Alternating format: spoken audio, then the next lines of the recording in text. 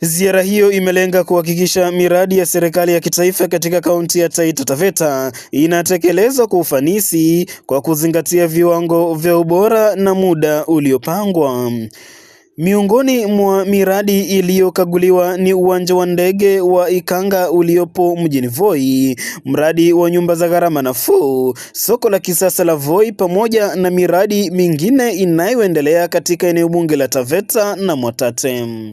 Maafisa hao wamesisitiza umuhimu wa kukamilika kwa miradi kwa wakati huu ikidumisha viwango vya juu vya ubora. Hasa hapa Taita Taveta tumeanza na mambo miradi ya nyumba na ujenzi.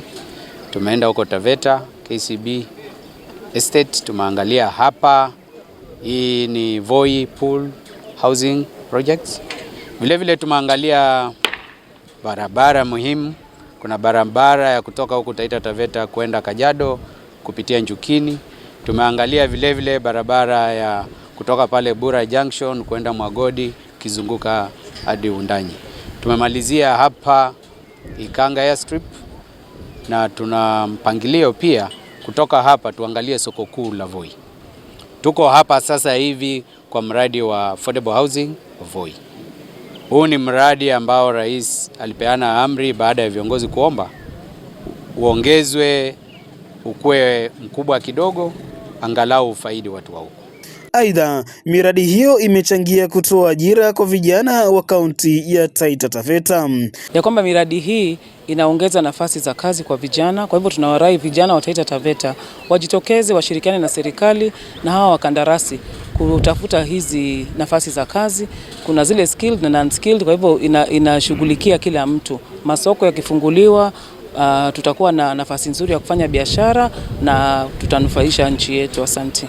Baadhi ya wakazi wamesema kuwa uboreshaji wa miundombinu ya barabara utarahisisha usafiri na kuchochea biashara katika maeneo muhimu.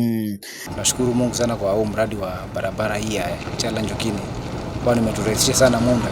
Tunaokoa muda sana kwenda nyumbani. Tulikuwa tunateseka, barabara hapa ilikuwa mbovu kila wakati. Huu mradi wa barabara utasaidia ku save time, especially for the farmers. Farmers watakuwa wamesaidika sana, kwa maana mara nyingi especially kipindi cha mvua walikuwa wanateseka sana. Unapata mtu anavuna, wakulima wanavuna, lakini kufikisha sokoni inakuwa ni shida. Kutoka kaunti ya Taita Taveta, jina langu ni Gabriel Mokoma.